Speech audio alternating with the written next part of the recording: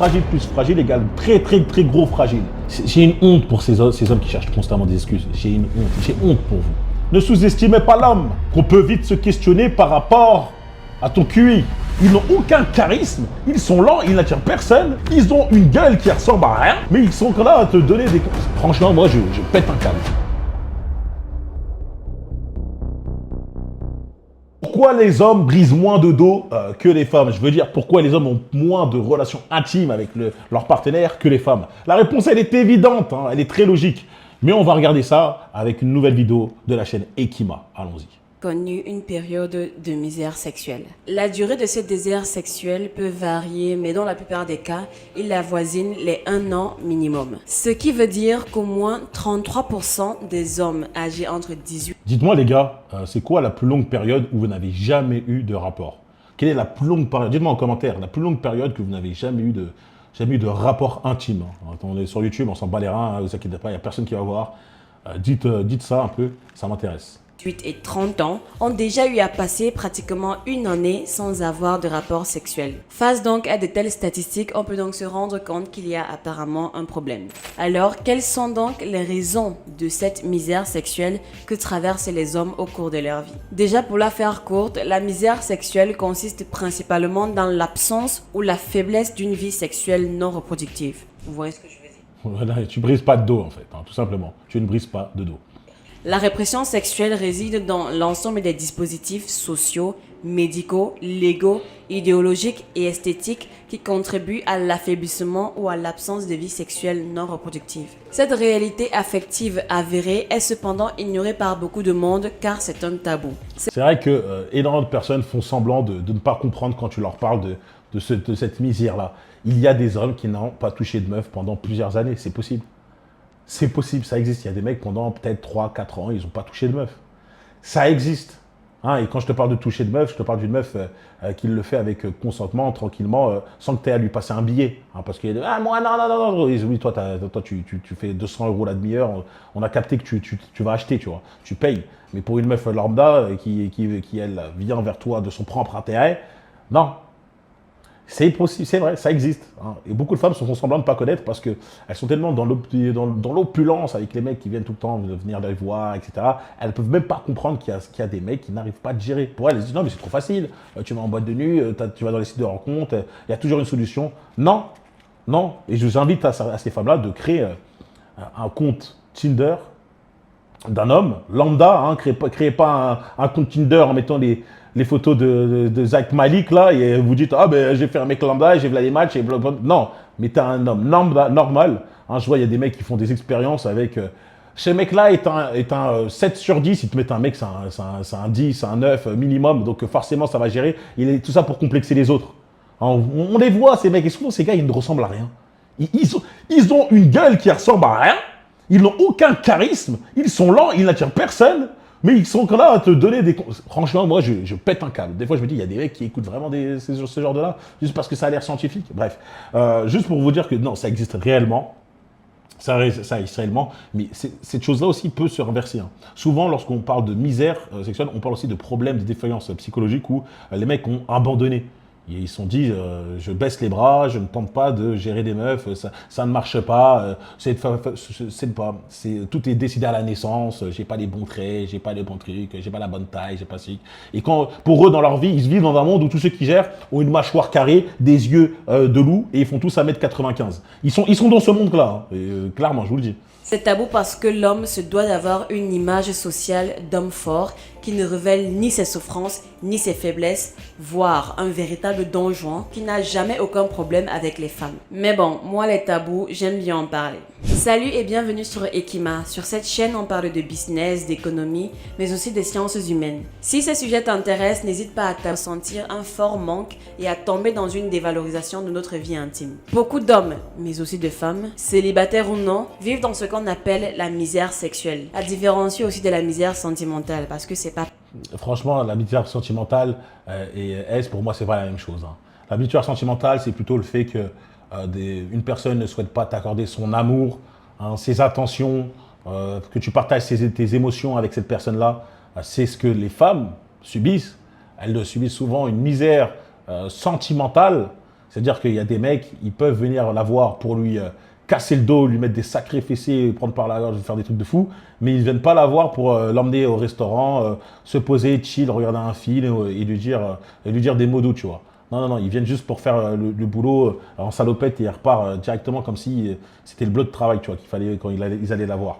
Donc les femmes subissent ce problème affectif qui reste quand même néanmoins facilement réglable, hein, parce que tu as l'opportunité de rencontrer des mecs.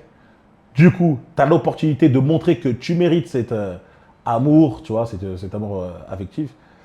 Tandis que lorsque tu as une misère S, tu ne rencontres pas de femmes.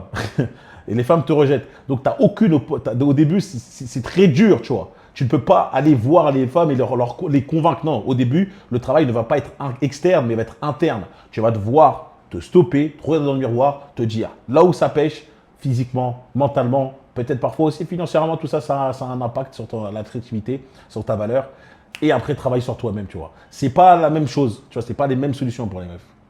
Pareil. Les féministes, pour la plupart arc-en-ciel, rappelons-le, nient la misère sexuelle des hommes. Elles disent qu'elle serait une justification pour les abus. Cela n'a pas de rapport. Oui, non, mais les féministes, on a compris chaque solution, il pleut, ouais, c'est un homme qui a fait que la pluie. Tu vois, pour elles, le monde entier, c'est toutes les mauvaises choses dans le monde, c'est l'homme qui en est à l'origine pour elles. La misère sexuelle n'est absolument en rien une justification pour quoi que ce soit d'illégal. Il s'agit simplement d'une réalité malheureuse mais dont il faut parler. Que l'on se rende dans des bistrots, des boîtes de nuit, les sites internet et les applications de rencontres, ces moyens restent encore une solution assez efficace pour remédier à cette fameuse misère. Et maintenant qu'on explique ça, qu'il y a une misère S pour les mecs, est-ce qu'elles vont enfin comprendre, ces femmes-là, pourquoi on dit qu'un mec qui a beaucoup de conquêtes est un don Juan? Pourquoi souvent on clarifie un mec qui a beaucoup de conquêtes d'hommes séducteurs, etc., on le met en avant sur un piédestal, comparé aux femmes? C'est parce que c'est très dur, en fait. C'est très dur de devenir cet homme-là. Il faut beaucoup de travail. Il faut faire parfois certains sacrifices, tu vois, voilà, faut travailler sa personnalité, travailler son physique, il faut avoir des objectifs, il faut être concentré. Bref, c'est un taf à plein temps. Et pour avoir ce résultat, de pouvoir gérer à peu près n'importe quel type de meuf que tu souhaites et même si je ne le conseille pas, parce que le but c'est pas d'avoir un tableau de chasse qui fait un truc de ouf, mais je conseille quand même d'avoir assez d'expérience quand même. Je conseille quand même, oui, voilà, que vous vouliez, je conseille quand même, c'est quand même utile de savoir briser un dos. Et ben voilà pourquoi on dit que c'est important, c'est pour ça que voilà, on favorise, on va dire, les hommes. On va pas les favoriser, mais on va leur jeter des fleurs. Voilà, tu gères, c'est parce qu'ils travaillent. Les mecs, c'est difficile, on sait que c'est difficile. Et pourquoi on dit que c'est pas. Pourtant, on dit que les femmes, ce sont des timpes ou des filles faciles. J'ai dit timpes, j'espère que ça va être censuré. Des filles faciles, parce qu'elles n'ont pas besoin de faire ça. Les mecs, ils viennent pour leur dose de S. Mais par contre, ils ne restent pas. C'est ça le problème. Ce sont des lieux créés et conçus pour les femmes, car on sait que s'il y a des femmes dans les boîtes de nuit ou sur les sites ou les applications de rencontres, alors ipso facto, ça attirera les hommes. Le contraire n'est pas forcément vrai. Les rencontres dans les lieux publics comme dans la rue sont souvent stigmatisées. On traite les hommes de dragueurs, de morts de faim, d'harceleurs. Le féminisme extrême que subissent actuellement les hommes a sans doute sa part de responsabilité dans la situation de misère sexuelle parce qu'il culpabilise les gens qui aiment draguer ou se C'est surtout que ça attaque les hommes à l'esprit faible. Et comme je dis, dans le monde, il y a plus d'hommes faibles que forts. Il y en a énormément qui se font avoir par ces belles paroles. Ou se faire draguer. Une femme, lorsqu'elle sort, peut se faire en moyenne draguer 3 à 5 fois par jour. Et encore, je suis gentille dans les statistiques. Moi, j'aimerais bien quand même, des fois, croiser une femme dans la rue et leur poser la question « Alors, aujourd'hui, tu t'es fait draguer combien de fois ?» Juste pour voir, on va commencer à essayer de briser un peu certaines statistiques. Alors que les hommes, ils peuvent se mettre sur leur 31 et ne même pas recevoir un simple bonjour. Donc, c'est plus qu'évident que si les femmes ne viennent pas à lui, il sera obligé, même s'il est un 10 sur 10, d'aller vers elles. Ça, c'est juste un petit exemple pour vous faire figurer la chose. Il y a donc d'un côté une énorme difficulté à faire des rencontres. La société éloigne de plus en plus les gens les uns des autres. Les tendances en ce moment visent à séparer les hommes. C'est marrant que plus on arrive, on force une certaine égalité, même des fois une fausse égalité, plus les relations hommes-femmes se séparent, tu vois. Plus on essaye de briser on va dire une sorte d'ordre naturel. Je dis pas égalité de droit, c'est normal, mais un ordre naturel dans le sens où l'homme est plus susceptible de prendre des décisions, l'homme est plus susceptible susceptible d'endosser certaines responsabilités, la femme est plus susceptible de faire tel acte, telle chose.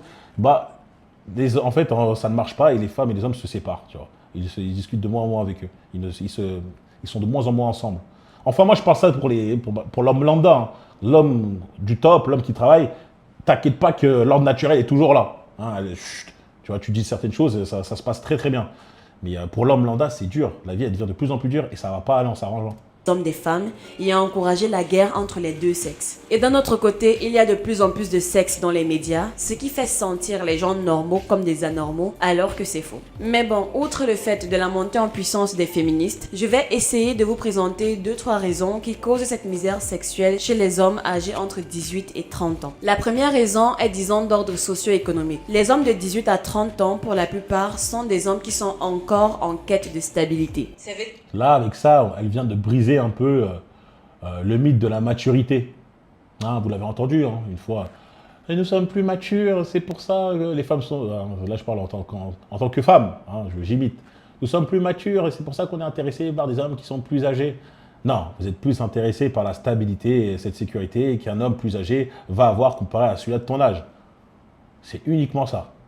Hein, le mythe de cette soi-disant maturité, non, c'est... Le mec a déjà son appartement, déjà sa voiture, il est déjà indépendant. C'est ça qui t'intéresse. C'est pas souvent la masculinité. Maintenant, c'est vrai que ça joue un rôle. On sait tous que plus un homme prend de l'expérience, plus il a de l'âge, il a une forte masculinité. Mais parfois, ça n'a rien à voir avec ça parce que tu n'as qu'à voir ces mecs qui vont, par exemple, avoir des bonnes sociétés, gagner beaucoup d'argent lorsqu'ils sont jeunes. Ils ont 22 ans, ils ont 18 ans. Je parle par exemple d'athlètes, tout bêtement, d'athlètes ou de rappeurs qui grandissent, qui sont jeunes et tout. Tu vois que les meufs sont à fond sur eux. C'est pas les mecs les plus matures pourtant. C'est pas les mecs les plus matures. Qu'est-ce qu'ils ont de différent? Statut, certainement, mais aussi stabilité, argent, etc. Et ça compte beaucoup plus. Donc voilà, ça c'est encore une fois le mythe de la maturité qui est cassé en deux. Ça veut dire qu'ils sont soit étudiants, soit en formation, soit qu'ils viennent à peine de débuter dans le monde professionnel. Alors, qu'est-ce que cela implique? Ça veut dire que lorsqu'il ira rechercher des femmes de cette même tranche d'âge, ça veut dire des femmes de 18, 25, voire 26 ou 27 ans, ce sont des femmes qui, elles, ont besoin de trouver un partenaire qui est capable de leur assurer un avenir certain. Je vous vois déjà venir, n'allez pas crier en commentaire que ces femmes sont matérialistes. Non, du moins pas toujours. C'est connu de tous que les femmes recherchent toujours ou rechercheront toujours plus des hommes qui leur seront supérieurs en tout point. C'est vrai, et j'ai envie de dire des fois que même si ça peut faire mal dans un premier temps, lorsqu'un homme apprend ça, il prend la pilule rouge depuis le début, pour la première fois, il fait quoi? Mais elle sert, c'est un homme qui est supérieur, elles sont intéressées que par ci, par ça, l'hypergamie, nanana. T'as envie de te dire que grâce à ça, la nature quand même est bien faite, ça force les hommes à s'améliorer. Ça force les hommes à vouloir être la meilleure version de vous-même. N'oubliez pas, repensez à la première fois que vous êtes inscrit à la salle de sport. Souvent, c'était un désir égoïste de vouloir être reconnu par les femmes, d'être attirant pour les femmes. Souvent, lorsqu'on parle à un mec qui veut faire soit beaucoup d'argent, etc., la première raison, c'est pas « je vais mettre ma mère à l'abri, Souvent, on pense que c'est « ouais, je vais être là, mais je vais attirer pas mal de meufs et voilà, tu vois, je serai en place, etc. » Souvent, c'est ça. Et après, quand on est dans le processus, on travaille, ça fait longtemps qu'on soulève de la fonte, on voit que notre corps nous plaît et là, au final, on dit, je m'en fiche, que je le fais pas pour les meufs, je le fais maintenant pour moi, pour ma paix d'esprit. Ça m'entraîne, ça me calme et tout. En plus, je suis bien physiquement. Donc, tu le fais prêt pour toi. Pareil pour l'argent. Au début, tu le fais peut-être pour essayer d'attirer un maximum, flamber pour que les meufs viennent à toi comme des mouches comme des moustiques attirés par la lumière. Et ben après, tu comprends que non, avec cet argent, je peux faire des choses beaucoup plus intéressantes, comme créer quelque chose qui va aider le bien commun, aider ma famille, etc., les supporter. Bref, toutes les choses un peu nobles, au début, peuvent commencer par un désir égoïste. C'est normal. C'est dans nos gènes. Et tant mieux. Les hommes de la tranche d'âge entre 18 et 30 ans sont donc en compétition avec d'autres hommes plus âgés pour la plupart et ou avec des situations financières stables qui sont capables de financer leur train de vie. Les femmes de cette tranche d'âge-là sont donc assez exigeantes en matière de sélection. Résultat, rares sont celles qui décideront de s'engager avec un homme qui n'a encore presque rien. La femme intelligente est celle qui voit le potentiel d'un gars. Elle voit ce potentiel, elle reste. Et contrairement à ces nouvelles coachs là qui vous disent non, ne soyez pas cette bricoleuse ou je sais pas, parce qu'elles ont un terme pour les femmes qui soi-disant voient le potentiel d'un homme et construisent un empire avec cet homme-là. Ils disent ne soyez pas la bricoleuse parce que à la fin, quand il aura tout en place, il va vous larguer pour une nouvelle meuf. Moi, je pense sincèrement que les hommes, comme qui construisent quelque chose avec une meuf depuis le début, sont très reconnaissants. Et même s'ils te larguent ou au final ils vont faire en sorte de plus être avec toi, jamais ils te laisseront par terre sans rien, tu vois. Parce qu'ils savent que toi, tu as été là depuis le début. Je pense que les hommes ont généralement cette fibre de reconnaissance sur le fait, sur ce sujet-là. Hein. Peut-être pour d'autres points, non. Mais pour là, en mode, elle était quand même là pour moi, tu vois. Elle m'aimait quand même pour moi.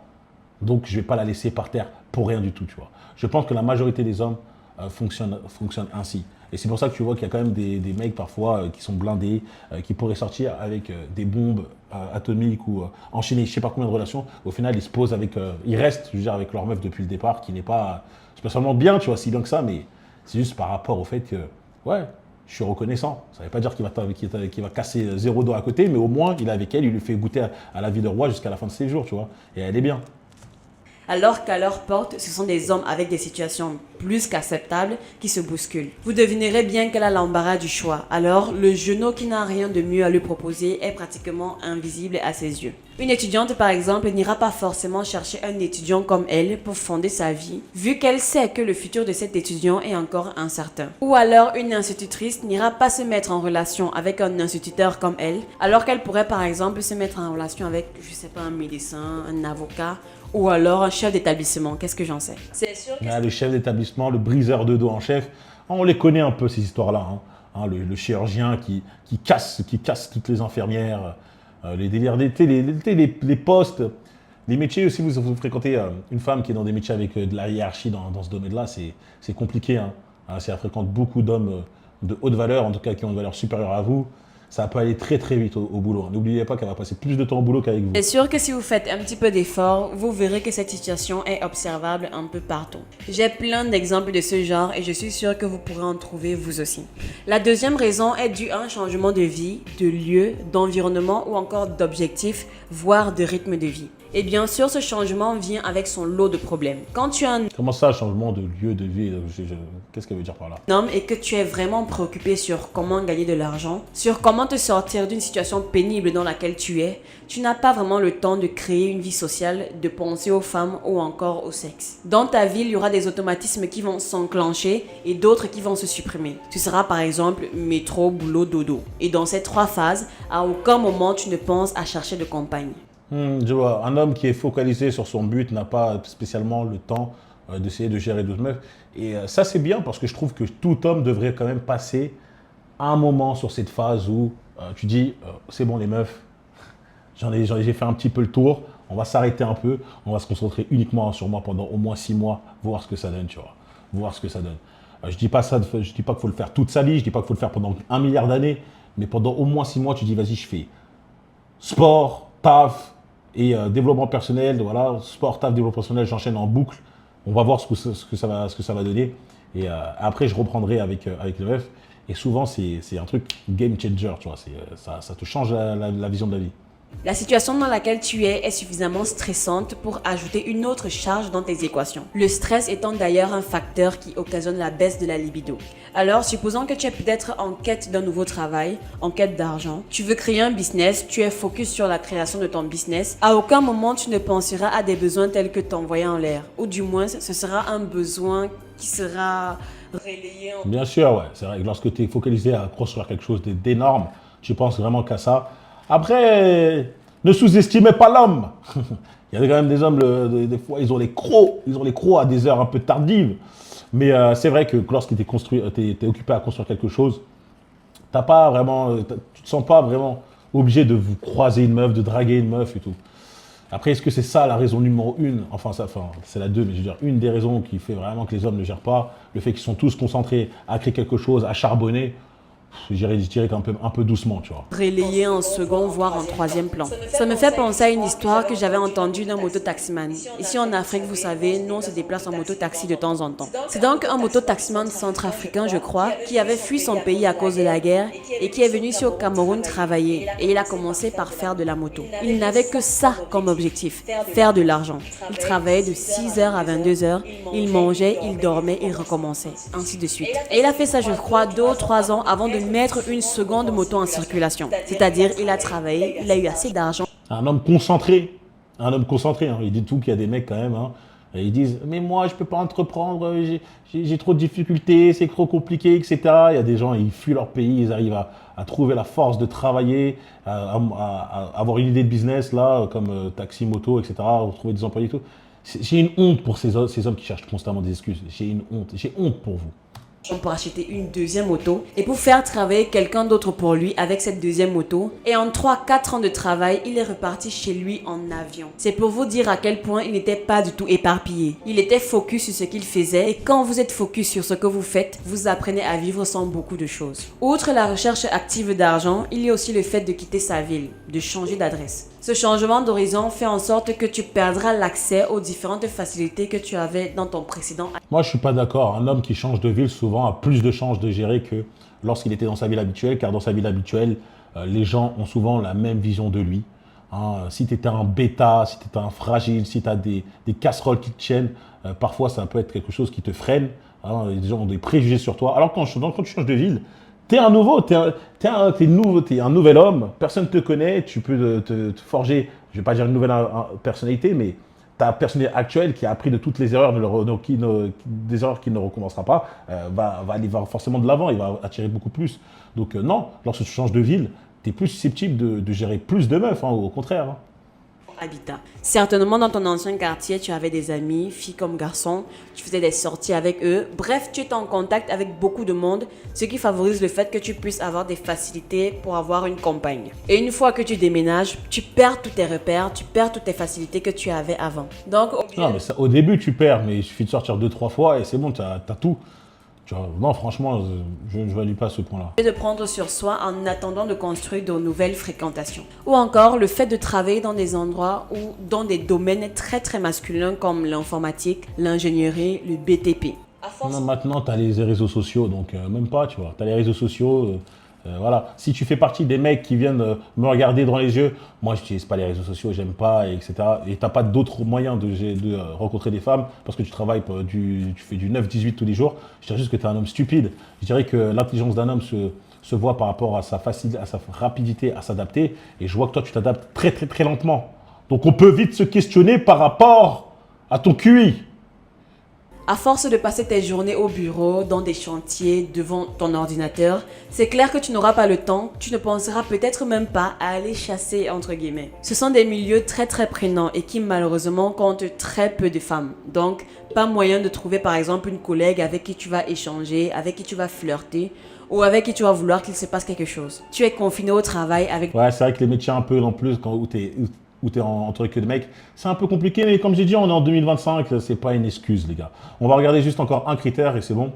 Un bon nombre de temps, 2 ans, 3 ans, voire même plus. Et après avoir donc passé pratiquement plus de 3 ans avec la même personne, cette même personne avec qui vous n'avez pas eu besoin de faire d'efforts particuliers pour l'avoir ou pour la garder, vous imaginez donc la difficulté qu'il faudra affronter pour se remettre en selle. Donc là, le dernier point, d'après ce que j'ai compris, car j'ai un cerveau qui fonctionne trop rapidement, c'est être de nouveau célibataire après une longue relation. Voilà pourquoi les mecs ont du mal à briser des doses, c'est parce qu'ils sont de nouveau célibataires après avoir eu la facilité d'avoir une meuf en couple, enfin d'une meuf quand ils étaient en couple, c'est-à-dire que pour briser un dos, elle était déjà disponible, etc.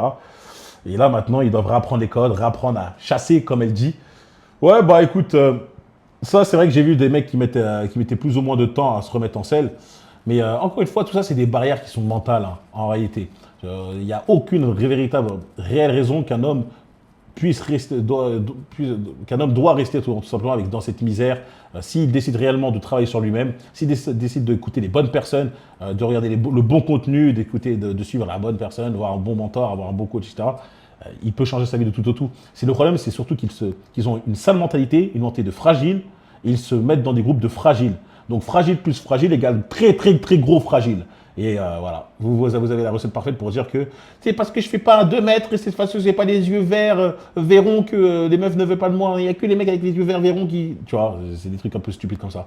Ok, d'accord, vidéo plus ou moins intéressante. Dites-moi ce que vous en pensez en commentaire, est-ce que vous êtes d'accord avec elle, ou plutôt d'accord aussi avec mes arguments de pourquoi les hommes sont en misère, est-ce que c'est justifié ou non. On se retrouve très vite pour une prochaine vidéo. N'hésitez pas à checker l'avant-dernière vidéo dans laquelle on parle justement d'une meuf qui ne sait pas draguer et qui considère que les hommes dans 2025 sont des hommes princesses, vous allez voir que ces arguments sont complètement horribles. On se retrouve très vite pour une prochaine vidéo. De vous abonner, liker, partager. On se retrouve sur aussi Instagram, Brian.Forel et peace.